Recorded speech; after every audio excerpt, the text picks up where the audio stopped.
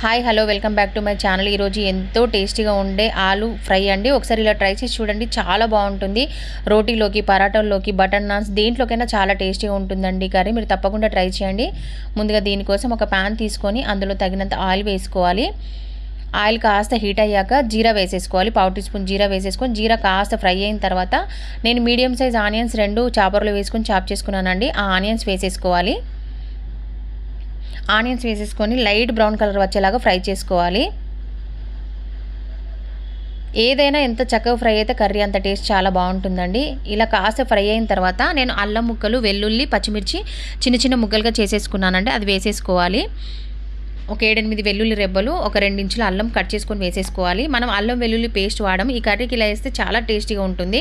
రెస్టారెంట్లో తిన్న టేస్ట్ మాత్రం ఖచ్చితంగా ఉంటుందంటే అంత బాగుంటుంది. ఇలా కాస్త ఫ్రై అయిన తర్వాత 1 స్పూన్ ధనియాల పొడి, 1/2 స్పూన్ జీరా పొడి, తగినంత కారపొడి, పసుపు వేసేసుకోవాలి. ఆయిల్లోనే వేసేసుకోవాలి. ఒకవేళ ఆయిల్ ఎక్కువ హీట్ ఉంది అని అనుకుంటే స్టవ్ ఆఫ్ చేసేనా ఒక 1 మినిట్ వరకు అట్లా ఆఫ్ చేసి వేసేసుకున్న తర్వాత అయినా ఆన్ చేసుకోవచ్చు.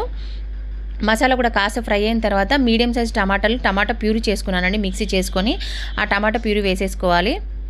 ఆ టమాటా ప్యూరీ వేసేసుకొని మొత్తం ఒకసారి కలిపేసుకోవాలి. తగినంత సాల్ట్ వేసేసుకొని మొత్తం ఒకసారి కలిపేసుకున్న తర్వాత ఆ మసాలాలన్నీ మంచి ఆయిల్లో ఉడికిపోవాలి కాబట్టి మూత పెట్టి ఒక 5 మినిట్స్ ఉడికించుకుంటే సరిపోతుంది. 5 మినిట్స్ అయిపోయింది. ఒకసారి మూత తీసి చూద్దాం. కర్రీ చాలా టేస్టీగా ఉంటుందండి. రెస్టారెంట్లో తిన్న ఫీలింగే ఉంటుంది, అంత బాగుంటుంది. ఇలా మొత్తం ఒకసారి కలిపేసుకున్న తర్వాత కొద్దిగా వాటర్ వేసుకోవాలండి. కొద్దిగా వాటర్ వేసేసుకొని మొత్తం ఒకసారి కలిపేసుకొని మళ్ళీ మూత పెట్టి ఒక 2 మినిట్స్ ఉడికించుకుంటే సరిపోతుంది మరిగే వరకు.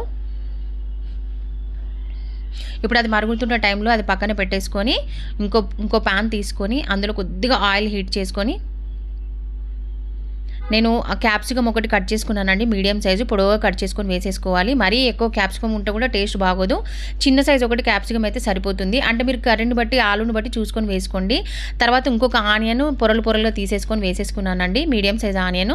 ఇవి 2 కాస్త ఫ్రై అయిన తర్వాత నేను ముందుగానే ఆలు ఉడికించుకొని పెట్టుకున్నానండి. ఆ ఉడికించిన ఆలు వేసేసుకోవాలి. ఆలు వేసేసుకొని మొత్తం ఒకసారి కలిపేసుకోవాలి. నూనెలో చక్కగా ఫ్రై చేసుకోవాలి. ఇలా కాస్త ఫ్రై చేసుకున్న తర్వాత 2-3 పచ్చిమిర్చి వేసేసుకోవాలి.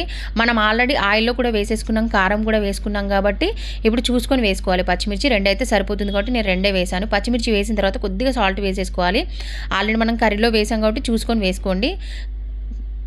సాల్ట్ వేసిన తర్వాత గరం మసాలా వేసేసుకోవాలండి. గరం మసాలా వేసేసుకొని మొత్తం ఒకసారి కలిపేసుకోవాలి.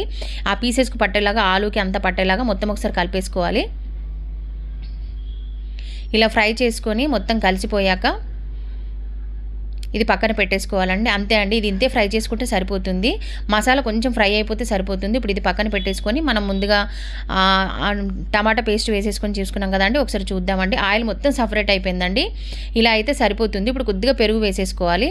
పెరుగు కొంచెం ఎక్కువ వేసుకున్నా పర్లేదండి, చాలా టేస్టీగా ఉంటుంది. పెరుగు వేసేసుకొని మొత్తం ఒకసారి కలిపేసుకోవాలి.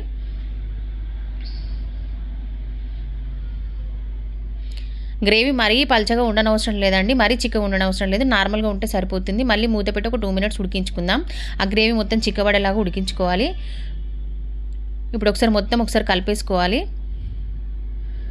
గ్రేవీ కర్రీకి ఎంతైతే సరిపోతుందో అంత ఉండాలి. ఇట్లా అయితే సరిపోతుంది. ఇప్పుడు మనం ముందుగా ఫ్రై చేసుకున్న ఆలు, క్యాప్సికమ్ ఉంది కదండి, అది వేసేసుకోవాలి. అది వేసేసుకొని మొత్తం ఒకసారి కలిపేసుకోవాలి. మనం గరం మసాలా అన్నీ వేసాం కాబట్టి పీసెస్కి చక్కగా పట్టాలి కాబట్టి మళ్ళీ మొత్తం ఒకసారి కలిపేసుకొని మళ్ళీ ఒక 2 మినిట్స్ 3 మినిట్స్ ఉడికించుకుంటే సరిపోతుందండి. అంటే ఆల్రెడీ మనం క్యాప్సికమ్ ఫ్రై చేసుకున్నాము, ఆలు ఉడికించుకొని ఫ్రై చేసుకున్నాము, ప్రతిదీ ఉడికించుకున్నాం కాబట్టి ఎక్కువ టైం పట్టదు. ఆలు వేసినాక ఒక 5 మినిట్స్ ఉంచితే సరిపోతుంది. 5 మినిట్స్ అయిపోయింది. మూత తీసి చూద్దాం. ఒకసారి మొత్తం కలిపేసుకుందామండి.